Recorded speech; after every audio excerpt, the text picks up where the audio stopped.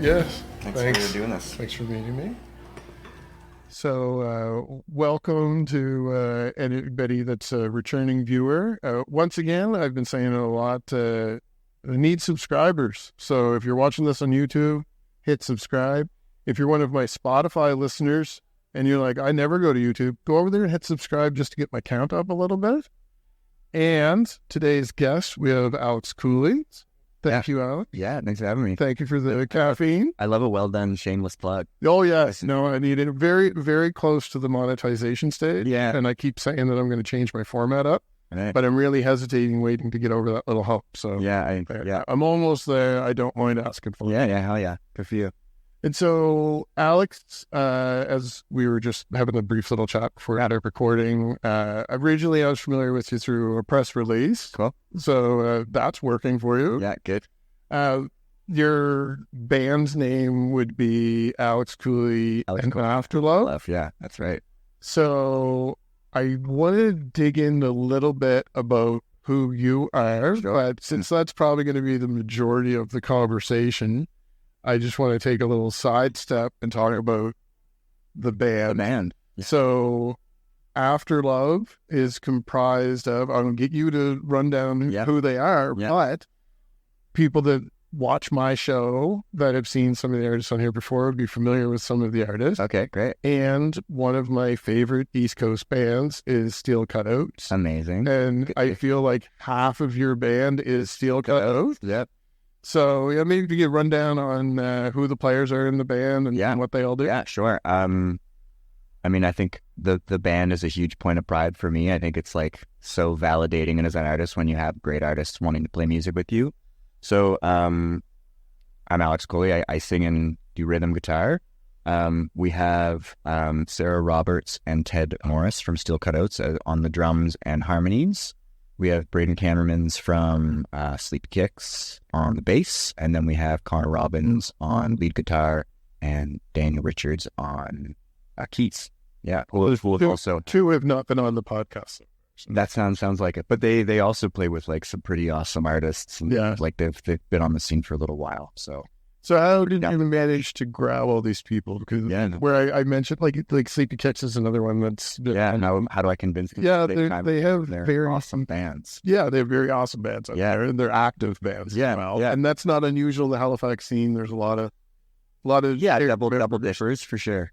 But how did you form this specific band? Yeah, so I think I would have the person I met first was a guy named Devin, and I met him at a party and we were playing music, and he was at the time living with Braden, and Braden and Ted,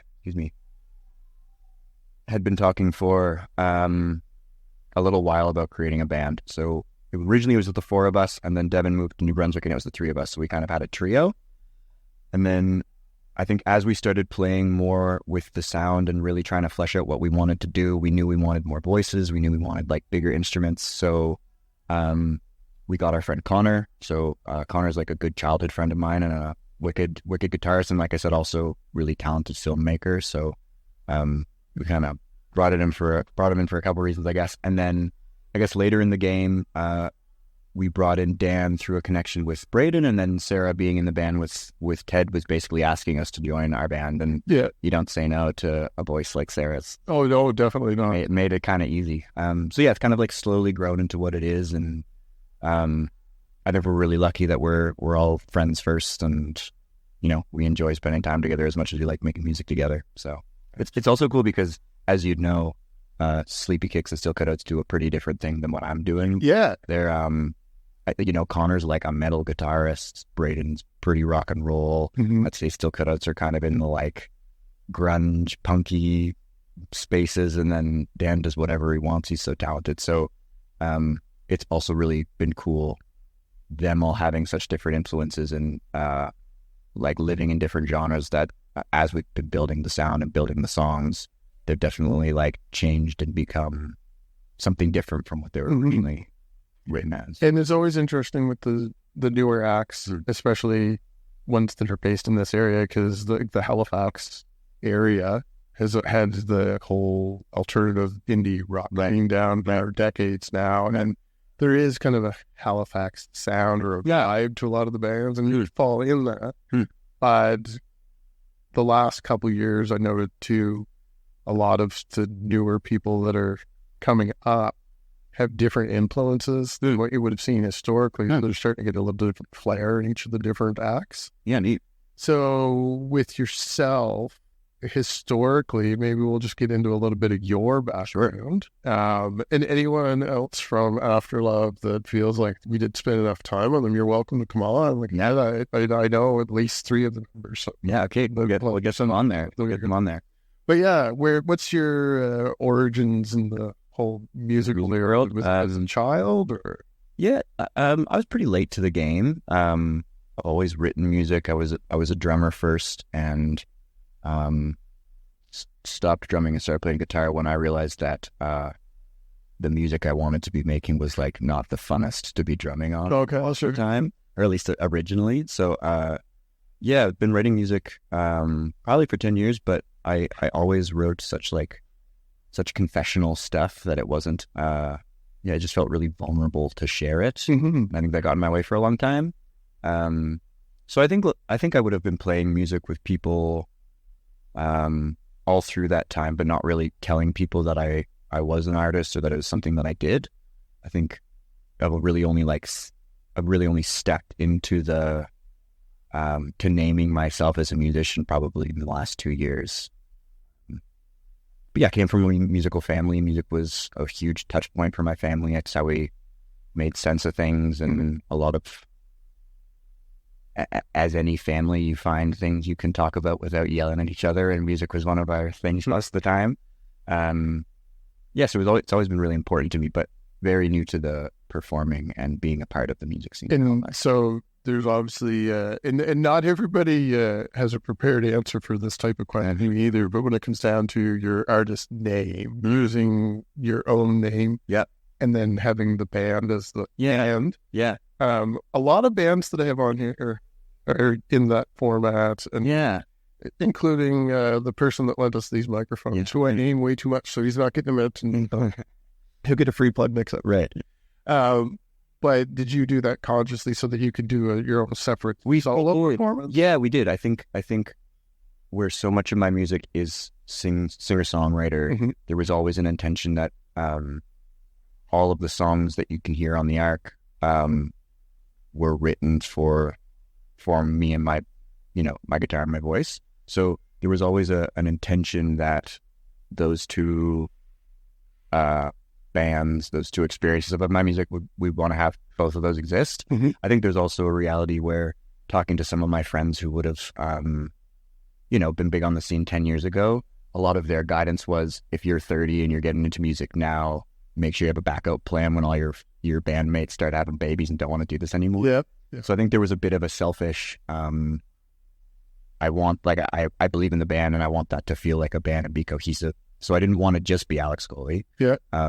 But also wanted the space so I can go and do my own thing if that's what felt. Yeah, no, it seems to make sense as a strategy. I don't know if I want every artist out there to do it. It might be a little weird, but no, it makes sense. It was a tricky one. I found it tricky because I don't like I don't know, it does create a bit of a me plus the band energy, which I don't love. And, I think another big piece of it initially is initially getting that momentum when you're trying to get people to go to your shows.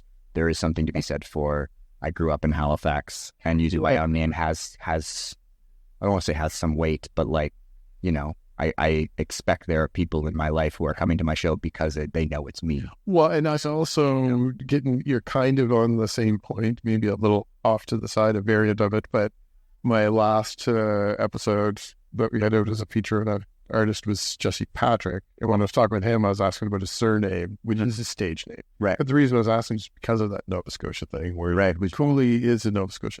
Like I know other Coleys from all different regions. So my last name's Coley. Oh, okay. And as far as I know, we were always, so that's interesting because we were always confused with the Cooley. So the naming, the pronunciation is different, but the spellings are different. I guess. I mean, I think I know that there's, so I'm Coley, and then there'd be Colley, so there's Collie. And I think I'm thinking 2 O's. Right, and I think there's also a lot of Coolies. Yeah.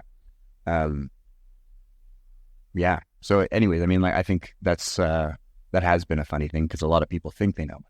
Well, yeah, that's what I was going to get to, is that when you get surnames, you start getting people around here going, well, who are they related to? Yeah. My parents immigrated, so okay. I get a pretty easy out from that whole... Well, and that's why I have a podcast where I ask, who did you play with? Right. Yeah, that. But, it's a very East Coast approach to music. Yeah, it's the naming thing, definitely using your name as your stage name helps in this area. Yeah. I will continue to monitor over the next couple of years the bands I've been interviewing and seeing how that works on the global showcase. But when you think of artists, you know you're naming them by their name. Like, I think the other funny thing though is that there's decisions you make when you have no followers. You know, yeah. 6 months ago we had no presence on Spotify. We're true emerging artists. There's decisions you make in that first year, I think, that once it gets beyond that point, you probably wish you'd made a different decision. So, you know, where right now I'm hoping that using my real name in the community I grew up in is getting the extra 20 to people to show. In a year from now, I might be regretting it or wishing we were just Afterlove or... Yeah, sure. But I mean, that's always something you could rebrand on the follow-up album or something if you wish. You go either way. Yeah, if we have enough success that becomes a problem, we probably have the space to change it. Good problem to have. Exactly. Yeah. So you mentioned there. Yep. And you have the album's coming out soon. By the time people watch this. Yeah, I was going to say, by the time people watch this, it's out there. It's out there, yeah. Your release party is coming up this weekend. March 2nd. Yep, at the Sanctuary Arts Center. So, good chance that's already passed by the time people watch this. So I can't send people to go get tickets. That's okay. But where should people go get the album? And what can you tell them about the album to make them want to go out and buy? Yeah, okay. Let me look at my phone because I have a list of places that are selling our vinyl. Awesome. I think it's Renegade. Let me check. It's in Dartmouth. Well, and then so Renegade Records, Obsolete Records, and Old Town Records. Okay. Yeah, so a couple. To be honest, I haven't looked on the map to know exactly where all those places are, but I think that's a good spread of Halifax. I'm fairly certain they're easy to find. Yeah. Outside of that, do you have we have it on Bandcamp available? Yeah, I think we're figuring that out. You will be able to buy it from us directly. I think what I would say to listeners who want to buy it is, keep an eye on our Instagram and we will tell them how to do that. Sure. I think it's a funny one, right? Because there's a lot of work that goes into like shipping them all over the world. It goes that well.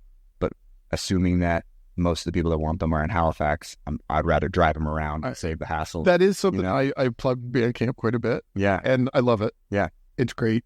But the shipping thing is an issue, especially in our region where it seems like, just drop it in the mail. But if you're in Halifax, you're spending a lot to get it anywhere other than Halifax. That's right. And if you're a lot of time, if you're only shipping off 3 copies, it's a unless you're doing it in bulk and it makes sense. So anyways, we're figuring that out. I think it will be on Bandcamp. I think it will be available also through. We'll probably do some like more direct, deliveries to folks. And streaming wise, it'd be on Spotify. All the streamings are. I gloss over that a lot, but it matters. Yeah. People to click on it. Yeah, I mean, to do my own shameless plug. In Canada, we have the support of all these amazing grants that, as much as I don't want to be chasing metrics on Spotify, there's a reality that the number of listens you get, the number of followers you have, those things influence how much money you can get through grants. Oh, absolutely. So, it's the difference between getting $500 and $5,000 sometimes. So follow us on Spotify and do all the things he said to do. Yeah, absolutely. And that's a lot of where I end up meeting artists like yourselves too. Right. That things like this also help you make a difference when you're trying to put together those packages to sell yourself. Right. So the album people can buy now. Yep. They should look for you at a live performance to buy it from you directly. So do you have dates that you can talk about? Yeah, we're hoping to do a lot of festivals this summer. So we don't have them. We only have, so we're going to play at Full Circle, which will be exciting. And what'll be neat about that is that Steel Cutouts and Sleepy Kicks are on a tour together at that time. So it means that we're actually going to be playing with the Culls, which is another cool. Love the band. Aware of them too, so it's going to be hilarious. So it's be something a little different, which is fun because I think we're getting to the point where we've done enough of the same shows with the same songs that it feels exciting to do something a little different. So you'll be able to see us there. And two members of the Culls, very acquainted with as well. They've content on, but the other two I don't know either. Right. So I mean, that's another kind of super group of like a bunch of people from 6 different bands doing awesome stuff. Yeah. So that's, again, validating to have such good musicians wanting to be a part of what we're doing. So no, beyond that, we don't have specific dates, but I think in August we're intending to really jam our music down. And I'm also aware that, and for people that are watching this, if I'm asking anybody in the next couple weeks or recent history about upcoming dates, the festivals haven't officially released all the lineups, which means not all the contracts have been signed. Yeah. So not everybody can talk about what they're doing this summer. Right. So I'm assuming where you mentioned festivals that there's stuff that you can't tell me yet. There's stuff we don't know about, stuff we can't talk about. So keep me informed in the future. I'm sure, as I mentioned, I get your press release. You have good PR people already. Yeah. So I'm sure I'll be informed either way. I'll let you know. Yeah, let me know and we'll make sure to share that information. Yeah. And we've already mentioned Instagram. Yeah, people follow you along there to hit for updates. Yeah. I would also suggest that people subscribe to your YouTube channel as well. Yeah. And a question from that, you mentioned video at the beginning. So is he all in-house for creating your music videos, or do you? We are, but we have a pretty awesome team around us. So because Connor lives in that world, he has a lot of talented friends. So John and Joe have been awesome. We have access to good actors and good lights and good equipment and good cameras and really talented people behind them. So we did a music video for Silence in My Car, which was our second single, and then we're going to be doing another video that will be released next week for Hold It All, which is the focus track for the album. Cool. Yeah.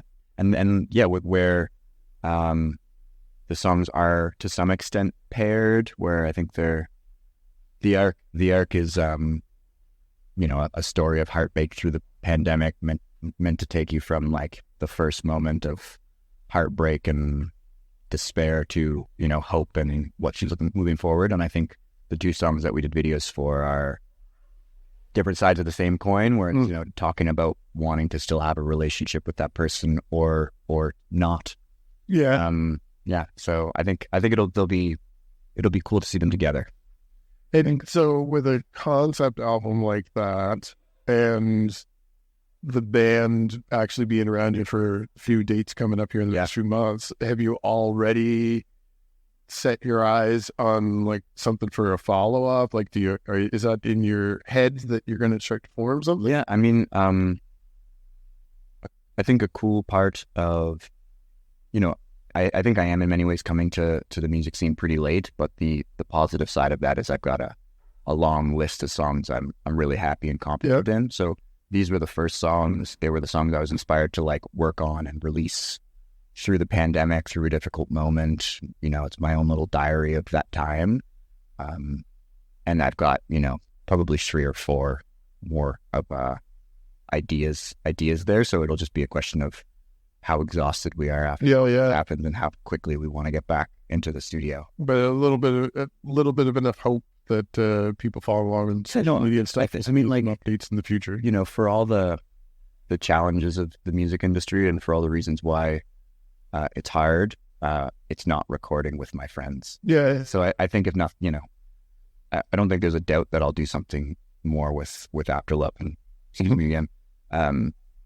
Yeah, I think that'll happen. We actually even have because these songs were initially written to be sung by, it was like guitar and voice.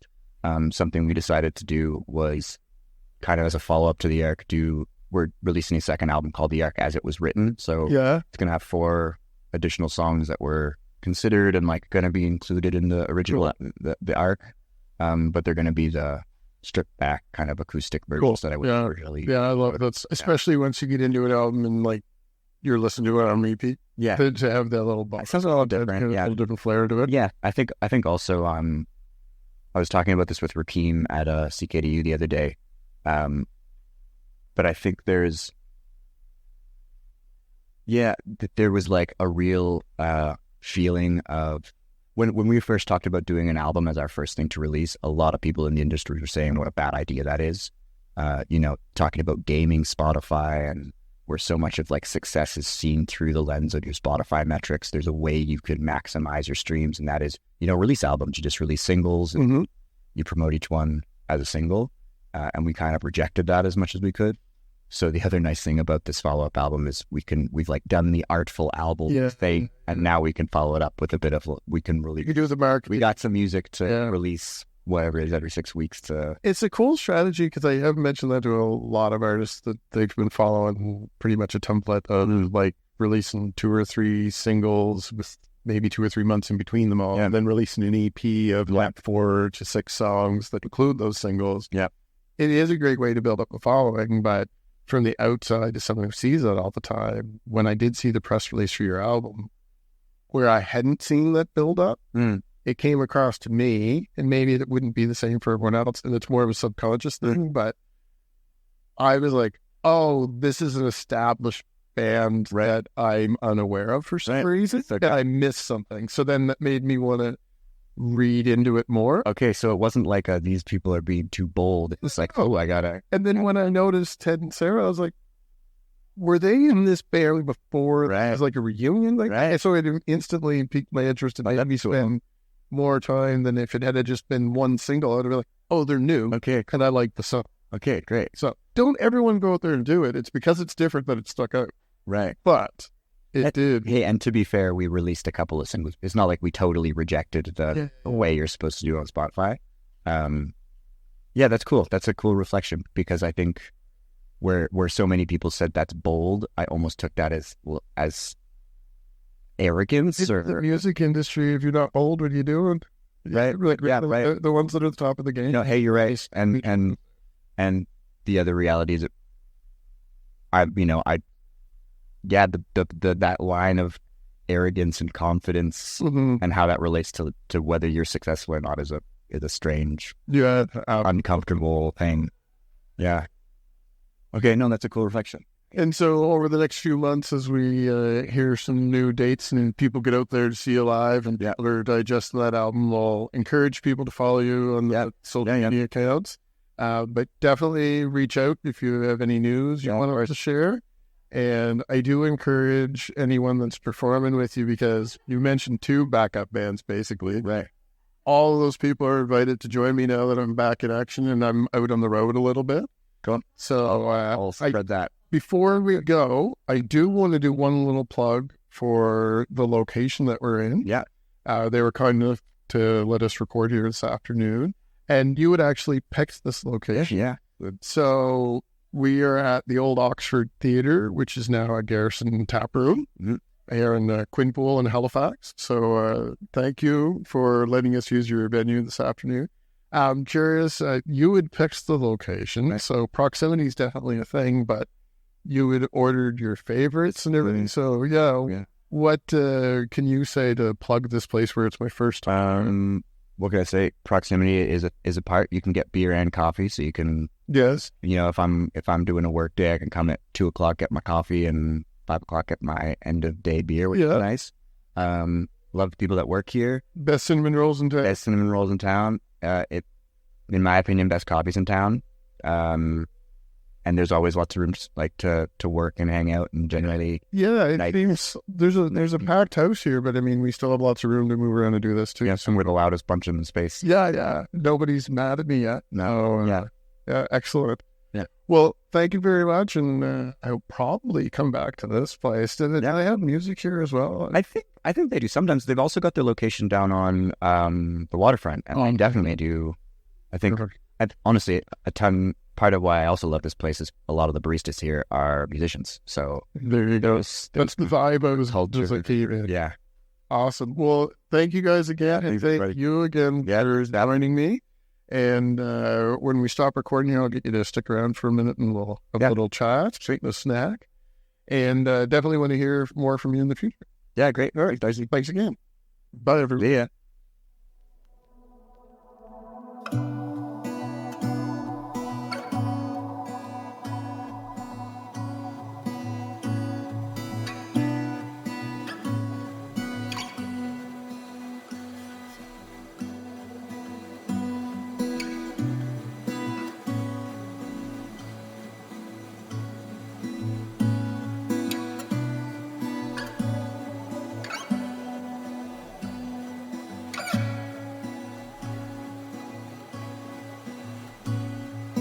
hide away.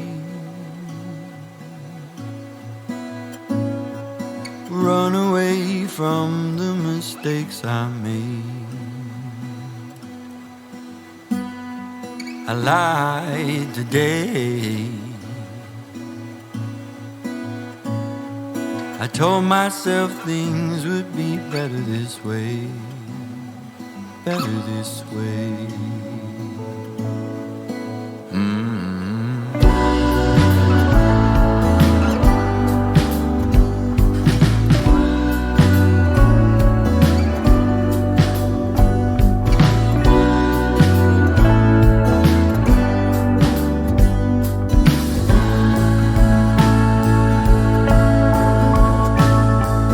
Couldn't you be better?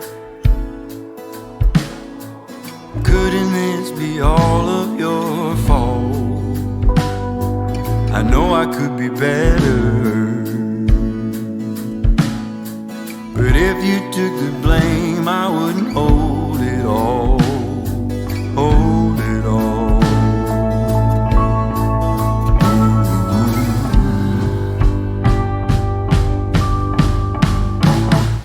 So give me something to break. Give me just one little pill to take. I wish it could be easily solved, and then I wouldn't have to hold it all. Hold it all.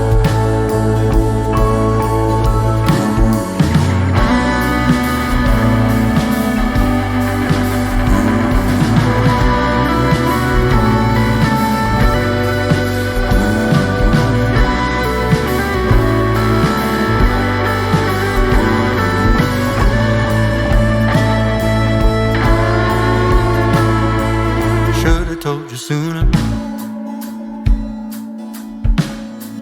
I should have chose my words more carefully. You label me a loser. You tell me it was my fault and I'll agree. But did you care for me? So give me some